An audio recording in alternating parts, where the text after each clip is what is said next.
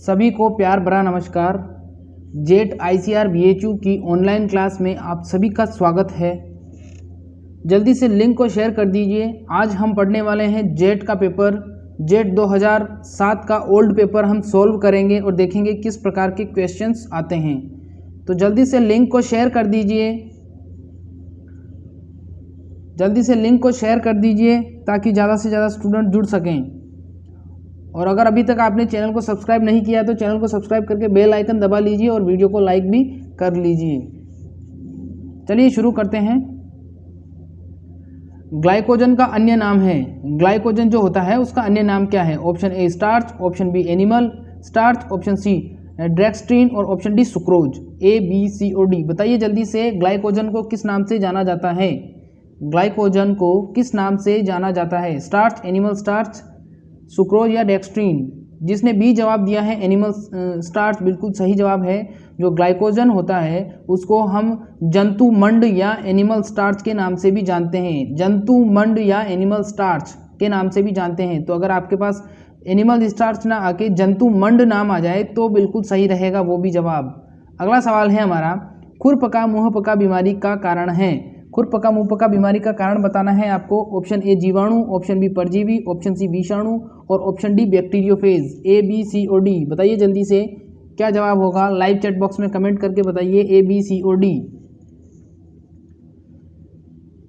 खुरपका मुंहपका बीमारी का कारण, जिसने विषाणु जवाब दिया है बिल्कुल सही जवाब है। खुरपका मुंहपका बीमारी का कारण क्या होगा? विषाणु होगा। विषाणु से होता है जिसको हम बोलते हैं वायरस। ध्यान रखना, खुरपका मुंहपका बीमारी किससे होती है? AOC वायरस से होती है। ध्यान रखना, AOC वायरस का नाम क्या है? AOC वायरस से होती है। अगला सवाल है, जमुनापारी बकरी का मूल स्थान है। जमुनापारी बकरी का मूल स्थान है बताइए जल्दी से।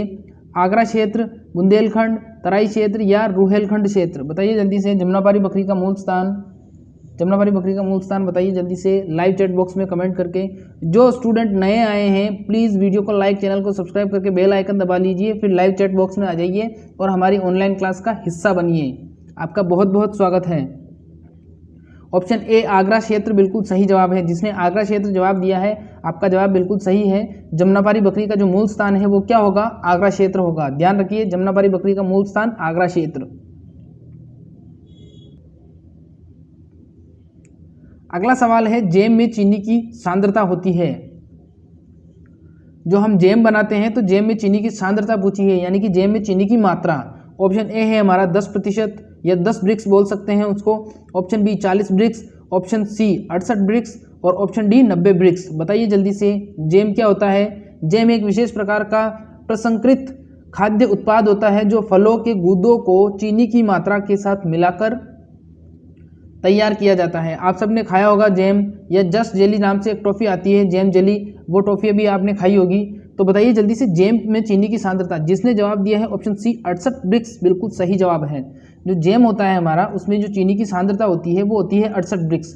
अगर जैम की जगह आपसे पूछ लिया जाए कि जेली में चीनी की सांद्रता बताइए तो वहाँ पर 68 ब्रिक्स की जगह हो जाएगा 65 ब्रिक्स। ध्यान रखिएगा, जेली में कम होता है और जैम में ज़्यादा होता है। जैम मीठा होता है और जो जेली होती है वो थोड़ी सी हल्की सी खट्टी होती है। और जो सबसे अच्छी जेली बनाई जाती है वो अमरूद की बनाई जाती है।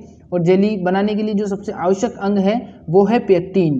तो आपको यहाँ पर एक सवाल के एक साथ कई जवाब मिलेंगे और उससे रिलेटेड 4-5 क्वेश्चन भी आपको जानने का मौका मिलेगा। तो प्लीज़ वीडियो को लाइक, चैनल को सब्सक्राइब करके बेल आइकन दबा दीजिए, क्योंकि मैं ऐसी वीडियोज़ लाता ही रहता हूँ। चलिए अगले सवाल की तरफ बढ़ते हैं।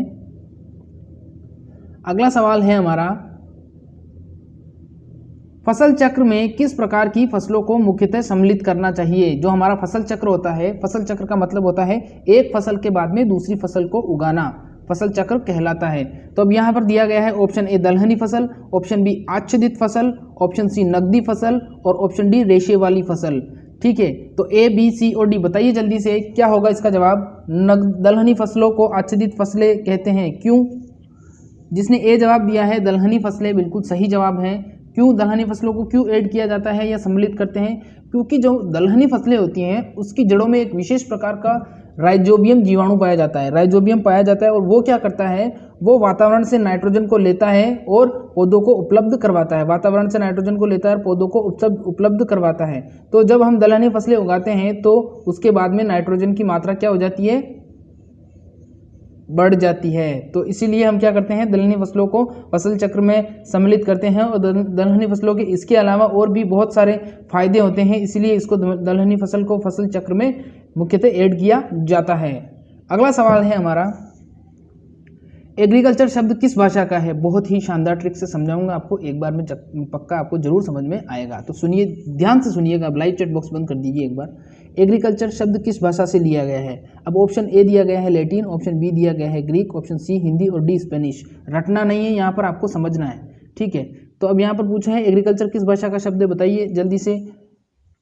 जिसने लैटिन जवाब दिया है बिल्कुल सही जवाब है, एग्रीकल्चर जो शब्द है वो लैटिन भाषा का है। लेकिन अब समझिए आप कैसे पहचानोगे। देखो, जितने भी वर्ड होते हैं जिसके पीछे कल्चर लगा होता है, क्या लगा होता है, कल्चर लगा होता है, वो सारे ही शब्द लैटिन भाषा के होते हैं। किसके होते हैं?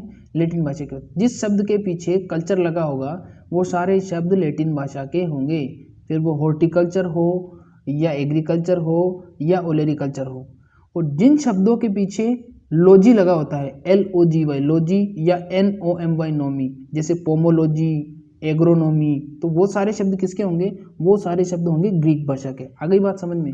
देखिए बिल्कुल अच्छे तरीके से समझाऊंगा आपको, बहुत अच्छे तरीके से समझ में आएगा। तो एग्रीकल्चर शब्द किस भाषा से लिया गया है? एग्रीकल्चर शब्द लिया गया है ग्रीक भाषा से। ध्यान रखिएगा, एग्रीकल्चर शब्द ग्रीक भाषा से लिया गया है, सॉरी, एग्रीकल्चर शब्द लैटिन भाषा से लिया गया है और हॉर्टिकल्चर भी लैटिन भाषा का है। और जो दूसरे शब्द हैं जैसे एग्रोनॉमी, और एग्रोनॉमी के अलावा एक और शब्द जो था वो था हमारा पोमोलॉजी, ये सारे ग्रीक भाषा के शब्द हैं। तो उम्मीद करता हूँ समझ गए होंगे। अब ये एक चीज़ बता देता हूँ, चलो थोड़ी सब्जेक्ट से हटके बात है, आपसे पूछ लिया जाए कि हिंदी किस भाषा का शब्द है, तो हिंदी भाषा का शब्द नहीं है, ध्यान रखना। हिंदी अरबी भाषा का शब्द है, ठीक है, हिंदी अरबी भाषा का शब्द है, बिल्कुल सही कह रहा हूँ मैं, हिंदी अरबी भाषा का शब्द है, आप सर्च कर सकते हैं। अगला सवाल है हमारा, प्रजनक द्वारा सर्वप्रथम उत्पन्न बीज है, प्रजनक द्वारा सर्वप्रथम उत्पन्न बीज है, बताइए जल्दी से कौन सा बीज होगा?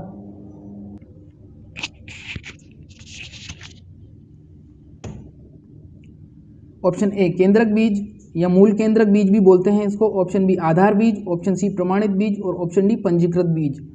ए, बी, सी और डी, बताइए जल्दी से, प्रजनक द्वारा सर्वप्रथम कौन सा बीज तैयार किया जाता है? जिसने ऑप्शन ए जवाब दिया है मूल केंद्रक बीज, बिल्कुल सही जवाब है। प्रजनक द्वारा सबसे पहले मूल केंद्रक बीज को तैयार किया जाता है, या इसे केंद्रक बीज भी बोलते हैं। और इसका एक और नाम है, इसको हम मात्र बीज के नाम से भी जानते हैं, तो ध्यान रखिएगा, इसको मात्र बीज के नाम से भी जानते हैं, ठीक है। अब एक बात और बता देता हूँ आपको, जो आधा प्रमाणित बीज होता है उस पर नीले रंग का टैग लगा होता है, जो आधार बीज होता है उस पर सफ़ेद रंग का टैग लगा होता है। ये इंपॉर्टेंट क्वेश्चन है, दोनों ही बार बार पूछे जाते हैं। प्रमाणित बीज के थैले पर कौन सा टैग होता है? नीले रंग का टैग होता है। आधार बीज के थैले पर कौन सा टैग होता है? सफ़ेद रंग का टैग होता है।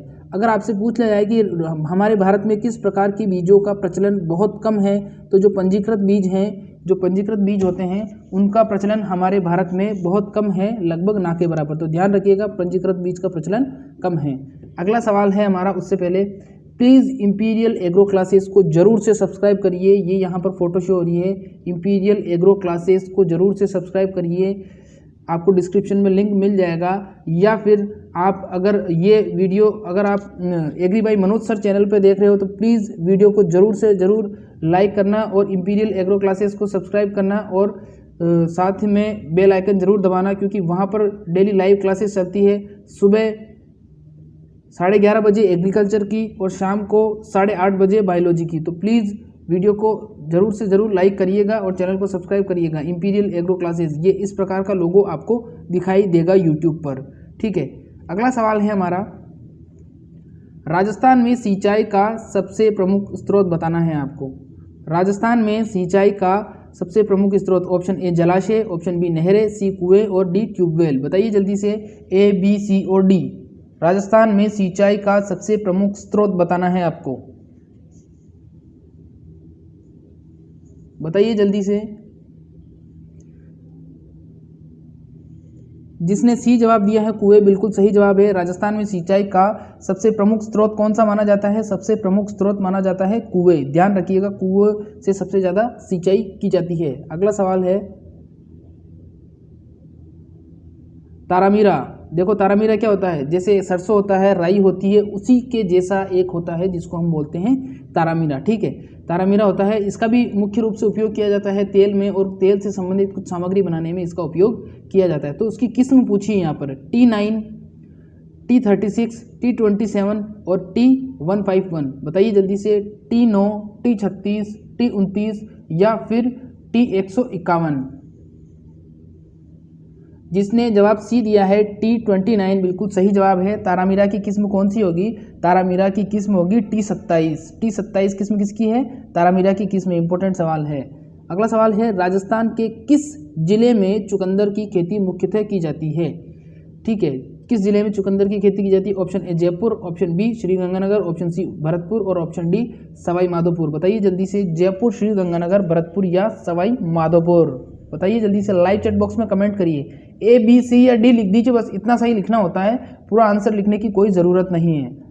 जिसने बी जवाब दिया है श्रीगंगानगर बिल्कुल सही जवाब है। राजस्थान के किस जिले में चुकंदर की खेती करते हैं? गंगानगर में चुकंदर की खेती बहुतायत की जाती है, ध्यान रखिएगा। अगला सवाल है हमारा, बाजरे की वृद्धि के लिए उपयुक्त तापमान है। बाजरा की फसल जानते हो आप सभी, बाजरा की फसल के लिए यहाँ उपयुक्त तापमान पूछा है आपसे। बताइए ए, बी, सी और डी।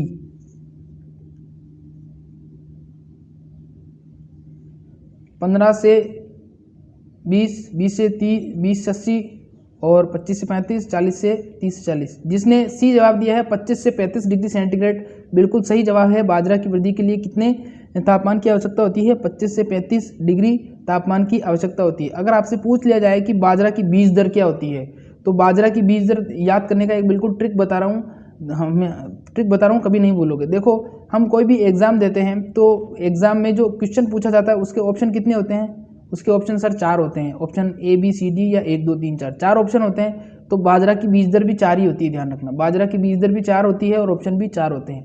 अब आपसे पूछ ले कि बाजरा में गुणसूत्र की संख्या कितनी है, तो उस 4 के पहले 1 लगा दो।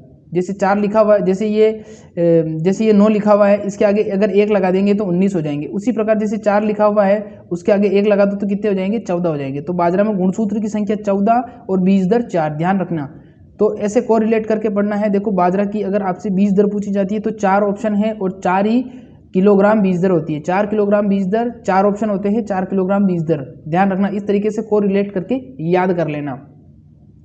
और अगर आपको पूछा जाए कि बाजरा में गुणसूत्र संख्या कितनी होती है, तो उसी 4 के आगे आपको 1 लगाना है। उसी 4 के आगे 1 लगाओगे तो कितने हो जाएंगे?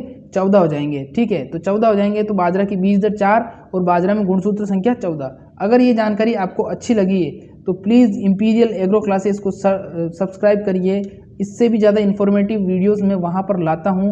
लाइव क्लासेस में बहुत अच्छी जानकारी देता हूँ, आपको उससे बहुत फ़ायदा होगा। अगर आपको लाइव क्लास ज्वाइन करनी है तो सुबह 11:30 बजे और शाम को सही 8:30 बजे, टाइम हमारा फिक्स है, चेंज नहीं होता है, संडे की छुट्टी भी नहीं होती है। तो प्लीज़ इंपीरियल एग्रो क्लासेस को सर्च करिए और उसको सब्सक्राइब करिए। ये यहाँ पर फोटो शो हो रही है,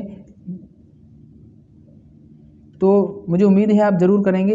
अगला सवाल है, और प्लीज़ इस चैनल को भी सब्सक्राइब करिएगा। जिस चैनल पर आप ये वीडियो देख रहे हो उसको भी सब्सक्राइब जरूर से करिएगा, ये भी बहुत अच्छा चैनल है। अगला सवाल है हमारा, लाल विग्लन रोग रेड रोड किस फसल की मुख्य बीमारी है? लाल विग्लन रोग पूछा है, रेड रोड भी बोलते हैं, किस फसल की मुख्य बीमारी? ऑप्शन ए चना, ऑप्शन बी गेहूं, सी चुकंदर और डी गन्ना। बताइए जल्दी से, चना, गेहूं, चुकंदर और गन्ना। जिसने डी जवाब दिया है गन्ना बिल्कुल सही जवाब है। लाल विग्लन रोग किसकी मुख्य बीमारी है? गन्ने की मुख्य बीमारी मानी जाती है। जिसमें क्या हो जाता है, जिसमें जो गन्ना होता है वो धीरे धीरे लाल पड़ना चालू हो जाता है और बीच में से सड़ जाता है। अगला सवाल है हमारा, निम्न में से कौन सा जटिल उर्वरक है? जटिल उर्वरक पूछा है यहाँ पर। Option A urea, option B single super phosphate, option B C urate of potash और ऑप्शन डी इफ्को। जिसमें 2 से ज़्यादा पोषक तत्व पाए जाते हैं वो जटिल कहलाता है। तो इफ्को सेकंड जो है, जिसने डी जवाब दिया है बिल्कुल सही जवाब है। इफ्को सेकंड जो है वो एक जटिल उर्वरक है, क्योंकि उसमें 2 से ज़्यादा पोषक तत्व पाए जाते हैं, जैसे नाइट्रोजन, फास्फोरस, पोटेशियम, इस प्रकार के 2 से ज़्यादा तत्व पाए जाते हैं। अगला सवाल है हमारा एट्राजीन, बहुत ही इंपॉर्टेंट सवाल है, बार बार पूछा जाता है। एट्राजीन शाकनाशी कौन सी फसल में खरपतवार नियंत्रण के लिए उपयोग किया जाता है? बताइए, एट्राजीन शाकनाशी का उपयोग हम किस फसल में करेंगे? कपास, सोयाबीन, उड़द या मक्का? आपसे सवाल ऐसे भी पूछा जा सकता है वहाँ पर, एट्राजीन है शाकनाशी, कीटनाशी या रोगाणुनाशी या उपयुक्त में से कोई नहीं? तो ध्यान रखना ये शाकनाशी है, और शाकनाशी को हम क्या कहते हैं? शाकनाशी को हम खरपतवारनाशी भी कहते हैं। ध्यान रखना, खरपतवारनाशी शाकनाशी एक ही होता है। तो खरपतवारनाशी शाकनाशी का क्या होगा? इसका हो जाएगा सही आंसर ऑप्शन डी, मक्का। एट्राजीन का उपयोग कहाँ करते हैं? मक्के में करते हैं। अगला सवाल है हमारा, राजस्थान में कौन से जिले में धनिया की खेती के अंतर्गत सर्वाधिक क्षेत्रफल है? यानी राजस्थान का कौन सा जिला है जहां पर धनिया की खेती सर्वाधिक की जाती है? Option A Kota, option B Bundi, option C Baran और ऑप्शन डी झालावाड़। बताइए जल्दी से क्या होगा इसका सही जवाब? क्या दे पाएंगे आप? A B C D. जिसने डी जवाब दिया है झालावाड़ बिल्कुल सही जवाब है। जिसने डी झालावाड़ जवाब दिया है बिल्कुल सही जवाब है। ठीक है, अगला सवाल है हमारा,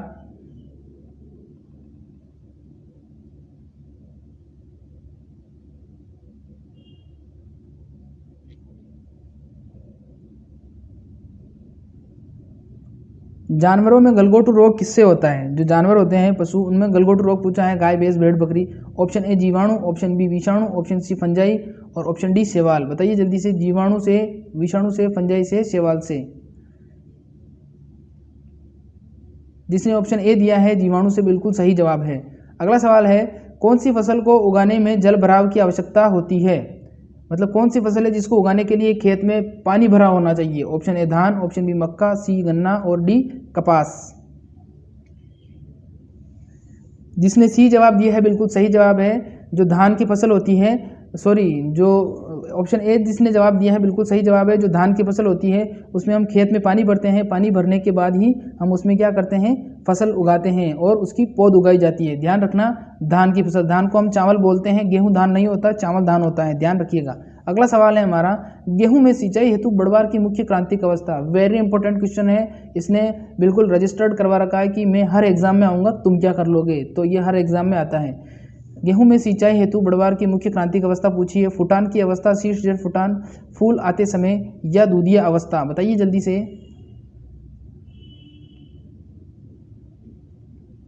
जिसने बी जवाब दिया है शीर्ष जड़ अवस्था, शीर्ष जड़ अवस्था बिल्कुल सही जवाब है। ऑप्शन बी वाला बिल्कुल सही जवाब है। गेहूं में सिंचाई हेतु बढ़वार की जो प्रमुख क्रांतिक अवस्था है वो कौन सी होगी? शीर्ष जड़ अवस्था होगी, या इसको सबसे पहली अवस्था भी कह सकते हैं। 21 दिनों की अवधि पर ये अवस्था आती है और इसमें जो पत्तियां होती हैं वो 2 से 3 पत्तियां होती है। कितनी पत्तियां होती है? 2 से 3 पत्तियां होती है। तो आपसे पूछ लिया जाए कि गेहूं में पौधे की 2 से 3 पत्ती अवस्था क्या कहलाएगी, तो 2 से 3 पत्ती अवस्था क्या कहलाएगी? शीर्ष जड़ अवस्था कहलाएगी। अगला सवाल है हमारा, निम्न में से कौन सी फसल कम तापमान से सबसे अधिक प्रभावित होती है? यानी कम तापमान में सबसे अधिक, यानी तापमान कम हो गया तो सबसे ज़्यादा उसको प्रभाव पड़ेगा। ऑप्शन ए गेहूं, बी जौ, सी चना और डी सरसों। बताइए जल्दी से, गेहूं, जौ, चना और सरसों। जिसने सी जवाब दिया है चना, बिल्कुल सही जवाब है। जो चने की फसल होती है वो क्या करती है? वो सबसे ज़्यादा प्रभावित होती है। अगला सवाल है, मुर्गी की व्हाइट लैंगहॉर्न किस नस्ल का उत्पत्ति स्थान बताना है आपको? ए, बी, सी या डी? बिल्कुल इजी सवाल है, इटली, बिल्कुल सही जवाब है। जिसने इटली जवाब दिया है बिल्कुल सही है। अगला सवाल है, राज्य में सर्वाधिक सिंचाई का सबसे प्रचलित साधन बताना है। बताइए कौन सा है? छोटा सा इजी सवाल है। नहरें, कुएं, नलकूप, तालाब? जिसने कुएं दिया है आंसर बिल्कुल सही जवाब है। जो सबसे प्रचलित साधन है वो कौन सा है? कुएं है, ध्यान रखिएगा। अगला सवाल है हमारा, टेक्निकल क्वेश्चन नहीं है ये। गाय के दूध का पीला रंग पूछा है। मैं बार बार बता चुका हूँ आपको कई क्लास में, गाय के दूध का पीला रंग किसके कारण होता है? कैरोटीन के कारण होता है। और भैंस के दूध में इसकी मात्रा कम पाई जाती है, इसलिए उसका पीलापन नहीं होता है। अगला सवाल है, पर्वतीय क्षेत्रों में फल वृक्ष उगाने की अनुमोदित विधि बतानी है आपको। पर्वतीय क्षेत्रों में फसल उगाने की अनुमोदित विधि, वर्गाकार, पंचवृक्षीय, सीढ़ी नुमा या आयताकार? जिसने सी जवाब दिया है सीढ़ी नुमा, बिल्कुल सही जवाब है। Very good. जो पहाड़ी क्षेत्र होते हैं वहाँ पर बाग लगाने की सीढ़ी नुमा खेती अपनाई जाती है, क्योंकि वहाँ पर समतल जमीन नहीं होती है। अगला सवाल है, भैंस की गर्भावधि कितने दिन की होती है? 310 दिन की होती है, सब लोग जानते हो। और गाय की पूछ ले तो 280 दिन, बिल्कुल सही जवाब है। अगला सवाल है हमारा,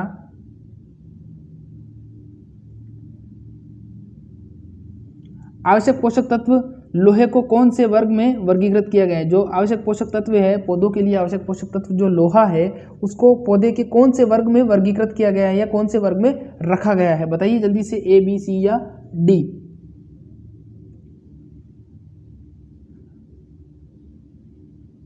बताइए, वृहद, सूक्ष्म, सुधारक या उपरोक्त में से कोई नहीं। जिसने ऑप्शन बी दिया है सूक्ष्म पोषक तत्व, बिल्कुल सही जवाब है। जो लोहा होता है वो सूक्ष्म पोषक तत्व कहलाता है। अगला है, कौन सा पोषक तत्व पौधों की वानस्पतिक वृद्धि में सहायता करता है? पौधों की वानस्पतिक वृद्धि में सहायता करने वाला बताना है, नाइट्रोजन, फास्फोरस, कैल्शियम या पोटेशियम। जिसने नाइट्रोजन जवाब दिया है बिल्कुल सही जवाब है ऑप्शन ए वाला। जो वानस्पतिक वृद्धि करता है वो नाइट्रोजन कहलाता है। अगला सवाल है, जेली बनाने के लिए सबसे उपयुक्त फल कौन सा है? अमरूद। जेली बनाने के लिए सबसे उपयुक्त फल कौन सा है? अमरूद है। पहले बता चुका हूं मैं आपको ये सवाल। जेली बनाने के लिए सबसे उपयुक्त फल क्या माना जाता है? अमरूद माना जाता है। क्यों? क्योंकि इसमें पेक्टिन की मात्रा क्या होती है? ज़्यादा होती है, इसीलिए इसकी जेली सबसे अच्छी बनाई जा सकती है। अगला सवाल है हमारा क्वेश्चन नंबर 28। देश में राजस्थान की कौन सी तिलहन फसल क्षेत्रफल व उत्पादन में प्रथम स्थान है? अब इसको इस प्रकार से समझिए, राजस्थान में या पूरे भारत में सबसे अधिक सरसों कहाँ पर उगाई जाती है? सवाल ये पूछा है, पूरे भारत में सबसे अधिक सरसों कहाँ पर उगाई जाती है? तो सबसे अधिक सरसों कहाँ पर उगाई जाती है? राजस्थान में उगाई जाती है। या पूछ ले कि राजस्थान में या देश में सबसे ज़्यादा सरसों कहाँ पर उगाई जाती है? राजस्थान में उगाई जाती है। ध्यान रखिएगा। तो यहाँ पर जो सवाल है वो थोड़ा घुमा के पूछा गया था। बस आपको ये ध्यान रखना है कि सबसे ज़्यादा अगर सरसों होती है तो कहाँ होती है? राजस्थान में होती है। राजस्थान में कौन सी दलहनी फसल होती है? तिलहनी फसल होती है, तो वो होगी सरसों। अगला सवाल है, कौन सा पादप हार्मोन जिबरेलिन्स के प्रति प्रतिकूल कार्य करता है? कौन सा पादप हार्मोन जिबरेलिन्स के प्रति प्रतिकूल कार्य करता है? बताइए जल्दी से। ऑप्शन ए कुल्टार व पेक्लोब्यूटाजोल, ऑप्शन बी ऑक्सीन, सी साइटोकाइनिन और डी इथाइलिन। बताइए जल्दी से, ए, बी, सी, डी। जिसने ए जवाब दिया है कुल्टार या पेक्लोब्यूटाजोल, बिल्कुल सही जवाब है। जो पेक्लोब्यूटाजोल होता है उसका ट्रेड नेम, यानी उसको दुकान पे हम किस नाम से खरीद सकते हैं? तो दुकान पर हम उसको खरीद सकते हैं कुल्टार के नाम से। ठीक है। अगला सवाल है हमारा, बरसीम फसल को उगाया जाता है। बरसीम क्या होती है? बरसीम हरे चारे वाली फसल होती है। कौन सी फसल होती है? हरे चारे वाली फसल होती है। और इसको खाने के लिए, पशुओं को खिलाने के लिए उपयोग किया जाता है। तो ऑप्शन ए तेल वाली है, दाल वाली है, चारा वाली है, रेशा वाली। तो बता दिया मैंने, चारा वाली है। बरसीम और जो रिचका होता है वो लगभग दोनों चाचा का लड़का है या मामा का लड़का है। दोनों भाई भाई हैं, दोनों ही हरी फसलें हैं और दोनों ही चारे के लिए उपयोग में ली जाती है। 31वां क्वेश्चन है, प्रमाणित बीज उत्पादन के लिए किसका उपयोग करते हैं? प्रमाणित बीज उत्पादन के लिए किसका प्रयोग करते हैं? ऑप्शन ए आधार बीज, ऑप्शन बी सत्य चिन्हित बीज, प्रमाणित बीज या मूल केंद्रक बीज। प्रमाणित बीज उत्पादन के लिए किसका उपयोग किया जाता है? बताइए जल्दी से, ए, बी, सी, डी। प्रमाणित बीज को हम उगाएंगे तो उसको उगाने के लिए या प्राप्त करने के लिए हमें सबसे पहले कौन सा बीज उगाना पड़ेगा? आधार बीज उगाना पड़ेगा। जिसने ए जवाब दिया है बिल्कुल सही जवाब है। प्रमाणित बीज को उगाने के लिए आधार बीज को उगाना पड़ेगा। ध्यान रखिएगा इस चीज का। अगला सवाल है हमारा, निम्न में से WCC 75 किसकी किस्म है? WCC 75 किस्म पूछी है आपसे यहाँ पर। बताइए जल्दी से। बाजरे की, मक्का की, गेहूं की, सरसों की। जिसने ऑप्शन ए जवाब दिया है बाजरे की, बिल्कुल सही जवाब है। WCC 75 किस्म किसकी होगी? WCC 75 किस्म मानी जाती है बाजरा फसल की। बाजरा फसल की किस्म मानी जाती है। अब एक बार और बता देता हूं आपको, अगर भूल गए होंगे तो प्लीज़ चैनल को सब्सक्राइब कर लीजिए, बेल आइकन को दबा लीजिए। पहली बार आए हैं तो चैनल को सब्सक्राइब कर लें, बेल आइकन को दबा लें। यहाँ पर डेली लाइव क्लासेस चलती हैं। और ये जो आपको फोटो दिखाई दे रही है, इंपीरियल एग्रो क्लासेस चैनल है, यूट्यूब चैनल है। सुबह सही 11:30 बजे और शाम को सही 8:30 बजे क्लास लगती है। सुबह एग्रीकल्चर की और शाम को जीव विज्ञान यानी बायोलॉजी की क्लास लगती है। तो प्लीज़ उस चैनल को जरूर से सब्सक्राइब करिएगा। लिंक डिस्क्रिप्शन में मिल जाएगा। अगर लिंक डिस्क्रिप्शन में नहीं मिलता है आपको, यूट्यूब पे आप सर्च करोगे इंपीरियल एग्रो क्लासेस, इस प्रकार का इंटरफेस आपको दिखाई देगा और सबसे पहले हमारा ही चैनल आएगा। तो प्लीज़ वीडियो को लाइक, चैनल को सब्सक्राइब करें। इंपीरियल एग्रो क्लासेस चैनल को भी जरूर से सब्सक्राइब करिएगा। बहुत बहुत धन्यवाद। अगले सवाल की तरफ बढ़ते हैं। देखो, मैराथन क्लास ऐसी ही मैराथन क्लास होती है जिसमें कम समय में बहुत ज़्यादा जानकारी आपको प्रोवाइड करवाई जाती है। तो लाइव क्लास में बने रहिए। अगला सवाल है हमारा, गायनोडायोसियस प्रकार के पपीते में पौधे पाए जाते हैं। गायनोडायोसियस प्रकार के पपीते में पौधे पाए जाते हैं। ऑप्शन ए नर व मादा, ऑप्शन बी नर व उभयलिंगी, ऑप्शन सी मादा व उभयलिंगी और ऑप्शन डी केवल मादा। अब बताऊंगा मैं आपको गायनोडायोसिस क्या होता है। देखो गायनोडायोसिस का मतलब ये होता है कि पपीते का जो गायनोडायोसिस पौधा रहेगा उसके अंदर मादा फूल आएंगे और उभयलिंगी फूल आएंगे। कौन से फूल आएंगे? मादा फूल आएंगे और उभयलिंगी फूल आएंगे। तो ध्यान रखना गायनोडायोसिस क्या होगा? मादा और उभयलिंगी फूल होंगे। अगर ये क्लास आपको फास्ट लगती है तो आप एक काम करिएगा, जैसे ही क्लास खत्म होती है, क्लास खत्म होने के बाद में आपको क्या करना है, इधर 3 डॉट दिखाई देंगे, उस पर ओके करना। फिर उस पर ओके करोगे तो यहाँ पर स्पीड का ऑप्शन आएगा, उसमें से स्पीड आप थोड़ी सी कम कर लेना और आराम से आप सुनकर क्लास अटेंड कर सकते हो। ठीक है, अगला सवाल है हमारा, ये बता चुका हूँ मैं गायनोडायोसिस किस में होगा? मादा और उभयलिंगी में होगा। अगला सवाल है हमारा, गाय के दूध का अपेक्षित घनत्व बताना है आपको। Option A 1.036, option B 1.032, option C 1.028, option D 0.930। A B C D बताइए जल्दी से। गाय के दूध का अपेक्षित घनत्व पूछा है यहाँ पर। जिसने बी जवाब दिया है 1.032 बिल्कुल सही जवाब है, बिल्कुल सही जवाब है। गाय के दूध का जो अपेक्षित घनत्व माना जाता है वो माना जाता है 1.032। अगला सवाल है, राजस्थान में गन्ने की बसंतकालीन बुआई का सबसे उपयुक्त समय। गन्ने को आप जानते हो, गन्ने को लगभग अलग अलग समय पर बोया जा सकता है। तो यहाँ पर पूछा है बसंतकालीन गन्ने की बुआई कब करेंगे। ऑप्शन ए जुलाई अगस्त में, ऑप्शन बी दिसंबर जनवरी में, ऑप्शन सी फरवरी मार्च में, ऑप्शन डी अक्टूबर नवंबर में। बताइए जल्दी से क्या होगा इसका जवाब। 35वें का जवाब बताना है आपको। जिसने जवाब दिया है फरवरी मार्च बिल्कुल सही जवाब है। राजस्थान में गन्ने की बसंतकालीन बुआई का उपयुक्त समय कौन सा होगा? फरवरी मार्च होगा, ध्यान रखिएगा। अगला सवाल है, रोमंती पशुओं का असली आमाशय होता है। जो रोमंती पशु होते हैं, रोमंती पशु यानी गाय, भैंस, भेड़, बकरी, ऊंट, जो उनका आमाशय होता है वो क्या कहलाता है? ओमेसस, रुमेन, रेक्टुलियम या एबोमेजम। बताइए जल्दी से ABCD। रेबोमेजम। रोमंती पशुओं का असली आमाशय क्या होगा? 36, जिसने 36 में डी जवाब दिया है बिल्कुल सही है, एबोमेजम। रोमंती पशुओं का असली आमाशय क्या कहलाता है? एबोमेजम कहलाता है। अगला सवाल है हमारा, भेड़ में प्रसव की क्रिया को क्या कहलाते हैं? भेड़ में जो प्रसव, जब बच्चा पैदा हो रहा होता है तो उस अवस्था को बताना है आपको, क्या कहलाएगी वो अवस्था क्या कहलाएगी। जिसने बी जवाब दिया है, लैम्बिंग, बिल्कुल सही जवाब है। जो भेड़ में जो प्रसव की क्रिया होती है वो क्या कहलाती है? भेड़ में प्रसव की क्रिया कहलाएगी लैम्बिंग। अगला सवाल है हमारा, निम्न में से अमेरिकन कपास का वैज्ञानिक नाम है। अमेरिकन कपास का वैज्ञानिक नाम यहाँ पर बताना है आपको। अब देखिए जी, ऑप्शन के हिसाब से यहाँ पर दिया हुआ नहीं है, ये गलत है, थोड़ा सा सवाल मिसप्रिंट है, इसमें ऑप्शन नहीं दिया है। तो आपको ध्यान रखना, अमेरिकन कपास क्या होती है? गोसिपियम हर्सुटम। गोसिपियम हर्सुटम, ठीक है। गोसिपियम तो यही रहेगा, पीछे लग जाएगा हर्सुटम। तो गोसिपियम हर्सुटम अमेरिकन कपास। अगला सवाल है, राष्ट्रीय डेयरी अनुसंधान संस्थान। राष्ट्रीय डेयरी अनुसंधान संस्थान कहाँ पर है? करनाल, हरियाणा में। कहाँ पर है? जिसने ए जवाब दिया है करनाल, हरियाणा, बिल्कुल सही जवाब है। और अगर आपसे पूछ ले राष्ट्रीय डेयरी विकास बोर्ड, तो राष्ट्रीय डेयरी विकास बोर्ड कहाँ पर है? राष्ट्रीय डेयरी विकास बोर्ड है आनंद, गुजरात में, ध्यान रखिएगा।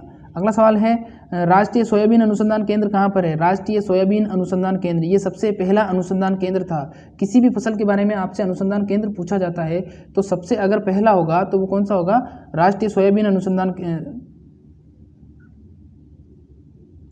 यहाँ पर थोड़ा मिसप्रिंट है, देखिए, अगर मूंगफली अनुसंधान केंद्र पूछा जाता है तो मूंगफली अनुसंधान केंद्र तो है आपका वहाँ पर जूनागढ़, गुजरात में। और सोयाबीन पूछा जाता है तो सोयाबीन है आपका इंदौर में। सोयाबीन कहाँ पर है? इंदौर में। तो सोयाबीन पहला नहीं था, मूंगफली वाला पहला था। किसका?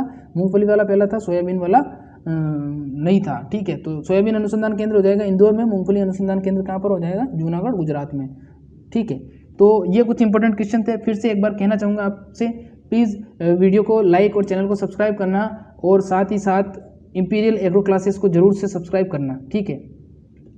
वहाँ पर डेली क्लास सुबह सही 11:30 बजे लगती है एग्रीकल्चर की, और शाम को सही 8:30 बजे बायोलॉजी की क्लास लगती है। और बीच बीच में कभी कभी इन्फॉर्मेशन के माध्यम से आपको केमिस्ट्री की क्लासेस भी प्रोवाइड करवाई जाती हैं। तो अगर आपने सब्सक्राइब कर लिया तो आपको केमिस्ट्री की जो क्लास है उसका भी नोटिफिकेशन समय समय पर मिलता रहेगा, लाइव क्लास का, ठीक है। तो इतना ही कहना चाहूँगा। और प्लीज़ इस चैनल पर, जिस चैनल पर आप ये वीडियो देख रहे हो उसको भी जरूर से सब्सक्राइब करिएगा। अगर इंपीरियल एग्रो क्लासेस पर ही देख रहे हो तो वहीं के वहीं सब्सक्राइब कर दीजिए, और अगर agri by Manoj sir channel पर देख रहे हो तो वहाँ पर सब्सक्राइब कर दीजिए, और बेल आइकन को प्रेस करोगे तभी आपके पास लाइव क्लास का नोटिफिकेशन आएगा, वरना नहीं आएगा, ठीक है। तो आज के लिए बस इतना ही कहेंगे और मिलेंगे फिर अगले क्लास में। तब तक के लिए नमस्कार।